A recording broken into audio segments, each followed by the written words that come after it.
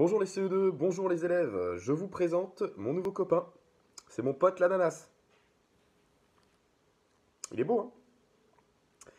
Alors, je vais vous expliquer comment est-ce qu'on peut faire germer un ananas alors qu'on l'a mangé et en faire une plante. D'accord? Alors vous allez voir, c'est très très simple. Alors, j'ai pas d'ananas sous la main, j'en ai plus pour vous faire la démonstration en direct. Donc il va falloir imaginer. Je suis sûr que vous allez très bien vous en sortir. Alors, cet ananas, je suis en plein dans le soleil. Hop. Cet ananas, en fait, j'ai conservé seulement le chapeau, le petit chapeau de l'ananas. D'accord? Il a été tranché comme ceci. Il faut imaginer qu'en dessous, normalement, il y a l'ananas en entier. Donc l'ananas, on tranche, on le mange, on se régale. D'accord? Ensuite, une fois qu'on a notre chapeau, on le prend et on va venir arracher ces petites feuilles-là qui restent. Ok? Ces feuilles-là, on tire dessus, on les arrache. Alors, quand je l'ai fait l'autre jour, j'ai trouvé ça un petit peu difficile, ça demande un petit peu de force. Donc, si vous n'y arrivez pas seul, n'hésitez pas à demander de l'aide à quelqu'un de plus grand que vous, quelqu'un qui a la force nécessaire à arracher ces petites feuilles. Alors, il n'est pas nécessaire d'en enlever plein, hein, mais quand on les enlève, on s'aperçoit assez rapidement que... Alors, j'ai toujours ce problème de vidéo. C'est pas terrible. Est-ce qu'on peut faire la mise au point ici, s'il vous plaît? Non, on peut pas. Il y a des petites nodosités qui apparaissent. Des nodosités. Alors, des nodosités, ce sont simplement des petits... C'est des bébés racines. Des bébés racines. Des petites racines qui sont prêtes à repartir pour peu qu'on les mette dans l'eau. Donc, vous enlevez des feuilles suffisamment... Pardon, vous enlevez suffisamment de feuilles pour pouvoir enlever, pour pouvoir apercevoir les nodosités. C'est pas nécessaire de déplumer totalement votre ananas, hein.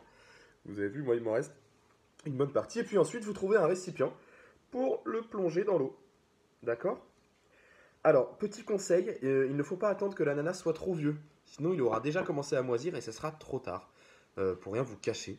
En fait, là, mon ananas, je pense que ça va pas marcher parce que il est tout moisi. Et donc, il est en train de complètement mourir. Donc, je tente quand même l'expérience. Mais à mon avis, il repartira pas. C'est trop tard. Donc, l'ananas, pendant qu'il est encore frais, c'est le moment de le faire.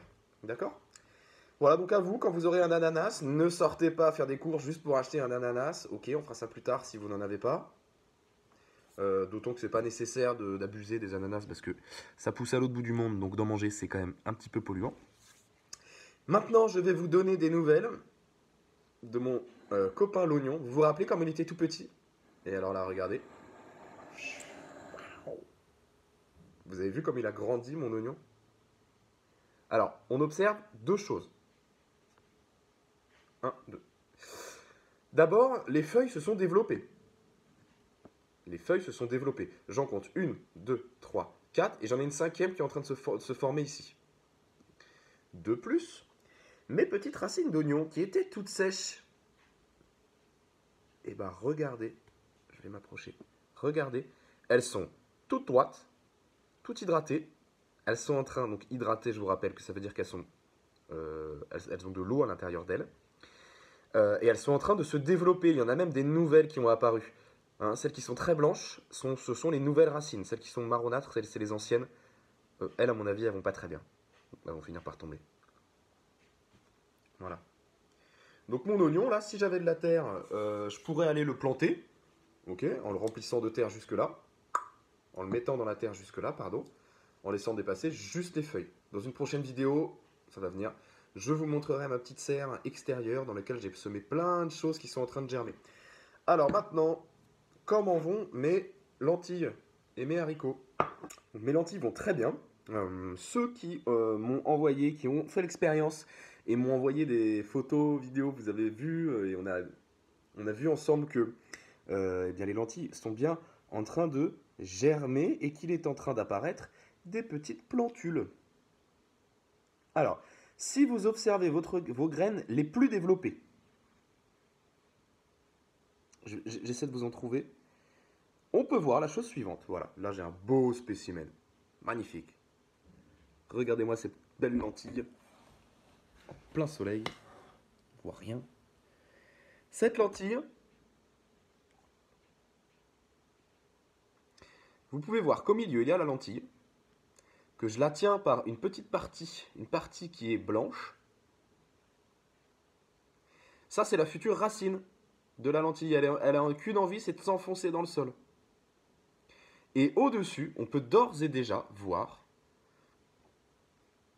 la petite plante qui est en train de se former.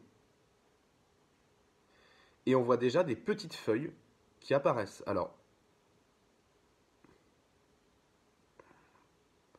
je n'arrive pas à vous les montrer. Bon, bah tant pis. Je vous enverrai des photos. Dans mon mail de demain, je vous enverrai des photos. D'accord? Voilà, mais en tout cas, ce qui est intéressant, c'est vraiment de voir que la graine, deux choses différentes émergent de la graine. Une racine ainsi qu'une petite plante, une plantule qui sera appelée à faire une belle plante à lentilles. Ensuite, mes pépins de raisin n'ont toujours pas germé, mais je pense que c'est normal, ça va venir plus tard. Mon haricot est en bonne voie, regardez. Coucou le haricot, il fait une petite racine, pas encore de petite plante. Mon pois chiche, c'est un échec, je ne crois pas qu'il germera. Donc je crois qu'il est un peu en train de moisir, donc je vais le jeter. Par contre, dans ma serre, j'en ai plein qui sont en train de germer, je vous les montrerai dans une prochaine vidéo. Voilà. Et ben je crois qu'on a fait le tour. Allez, à bientôt les enfants. Félicitations, bravo vraiment à tous ceux qui ont joué le jeu du défi de la grande lessive, qui m'ont envoyé leurs œuvres. Vous avez été vraiment très imaginatifs, très originaux. Vraiment, c'est une vraie réussite tout ce que vous avez fait. Donc voilà, bravo à vous. Et je vous dis à demain si vous le voulez bien.